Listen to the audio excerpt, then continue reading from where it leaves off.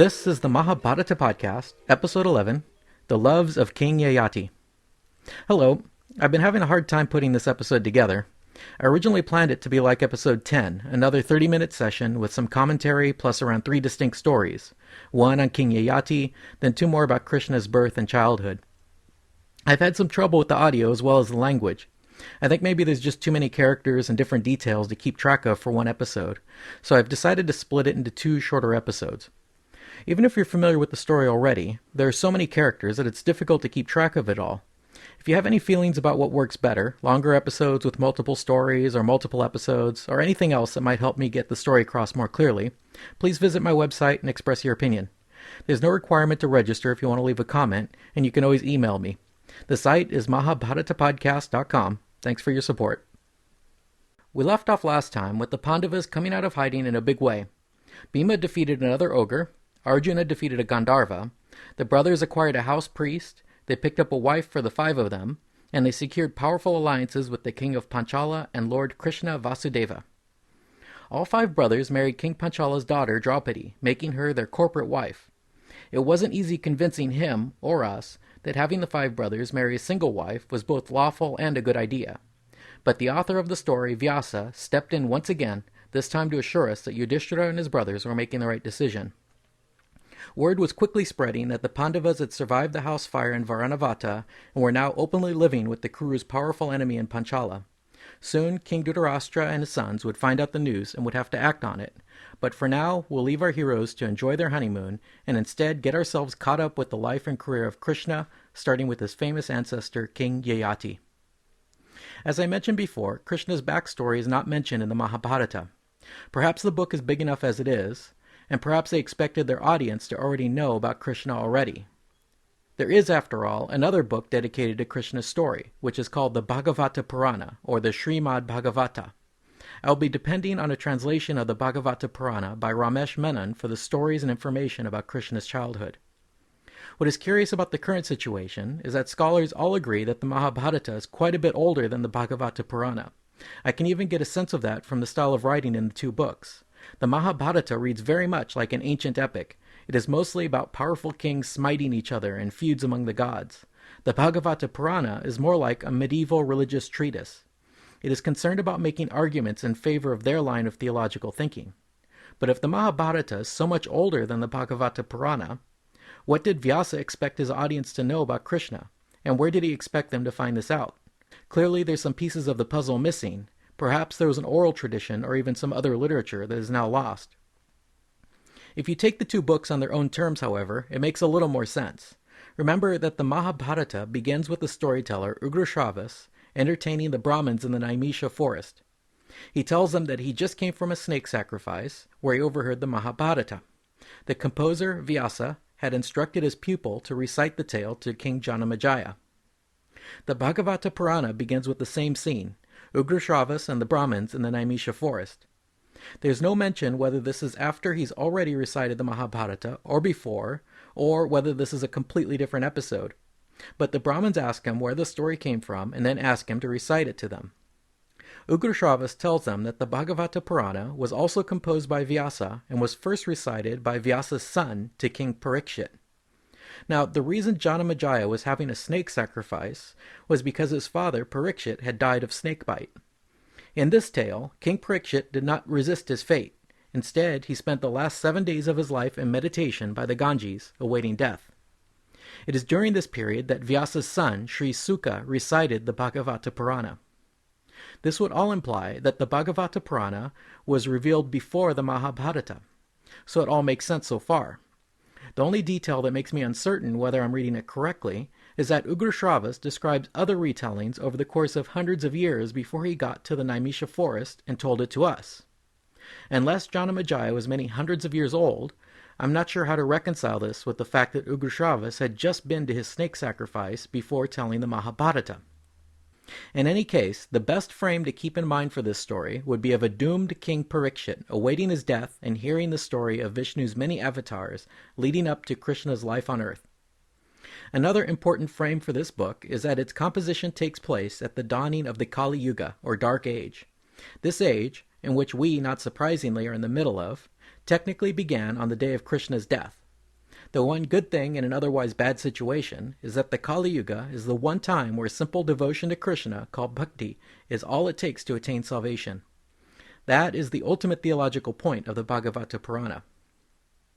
Like the Mahabharata, the Bhagavata Purana also starts from the beginning of the universe, but it does it in a much more organized manner. It covers much of the same genealogies and stories, but with slight variations. For instance, the story of Shakuntala and King Bharata, which I covered in episode 4, is also in this book, but it comes after the story of Yayati, which makes more sense since Yayati is Bharata's ancestor. Yayati is also Krishna's ancestor, so as I promised, I'll cover Yayati's story now. I'm glad I put it off because the Bhagavata Purana version is much clearer and has more details. The story begins deep in the mythical past when the gods and asuras were still fighting for ascendancy and control of the nectar of immortality. The asuras had an advising priest, or rishi, named Shukra. Shukra had a beautiful daughter named Devayani, whom he spoiled with his affection. The king of the asuras, Vrishaparva, also had a beautiful daughter named Sarmishta. These two girls were bathing one day when Lord Shiva came riding by on his bull. The modest girls ran to grab their clothes, and in the confusion, the princess Sarmishta took Devayani's clothes. Devayani was furious that the princess took her clothes, yelling, "The audacity of it! You are like a dog eating the holy offerings. We are Brahmins, and through our sacrifices the universe was created. Even the gods honor us. Your father is just a disciple of my father's, and you dare to put on my clothes like a Shudra might study the Vedas."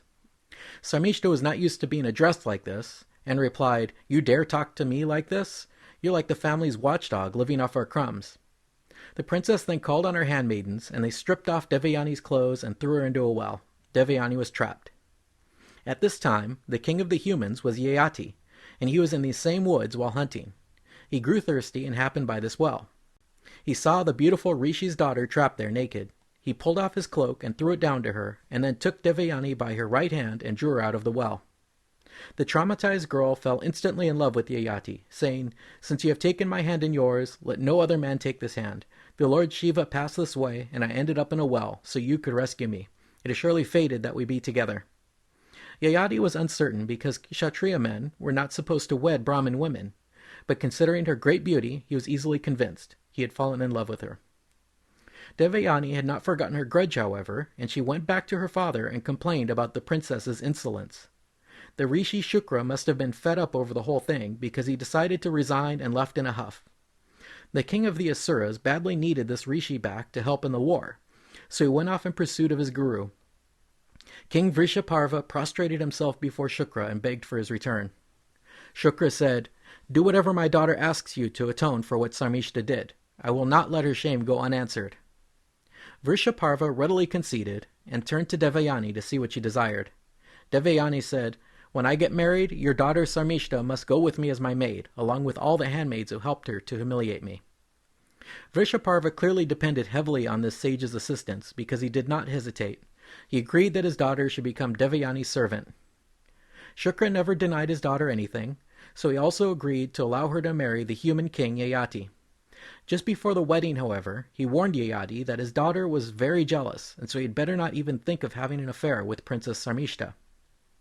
Soon enough, Devayani was pregnant. Sarmishta then approached Yayati in private and begged him to have sex with her. Conveniently, Yayati recalled that a Kshatriya's dharma dictated he should never deny a woman of the same caste who desired his favors. And so, despite the sage's warnings, Yayati had an affair with her. Ultimately, Yayati fathered 2 sons with Devayani and 3 sons with Sarmishta. Devayani was unaware of his infidelity until one day they passed by Sarmishta's children, and the 2 boys ran to him and called him father. Devayani flew into a rage and went back to her father's home. Yayati was still deeply in love with her, so he ran after her, begging her to return. His father-in-law came out and cursed him. "You are dishonorable and a liar. You are a slave to your lust. I curse you to become an old man at once." Yayati immediately fell at the sage's feet, saying, "I am still in love with your daughter. I only gave in to the princess because it was my dharma." Shukra relented, but as with all curses, this one could not be revoked. He said, "If you can find someone else to bear your old age, then you can enjoy their youth and vigor until you are satisfied." Yayati then turned into a feeble old man. He turned to his sons and asked each of them in turn to trade in their youth, starting with the eldest, named Yadu. Yadu replied, I've only just started to enjoy life's pleasures. How could you expect me to give up my youth so soon? And so Yayati asked the next eldest, and so on, and was denied by each, until he finally got to his youngest son, named Puru. Puru's response was to say, "Of course you may have my youth, father. What gift is too precious in return for the life and body you gave me, which is the only way I will be able to attain salvation? A true son gives his parents whatever they ask of him.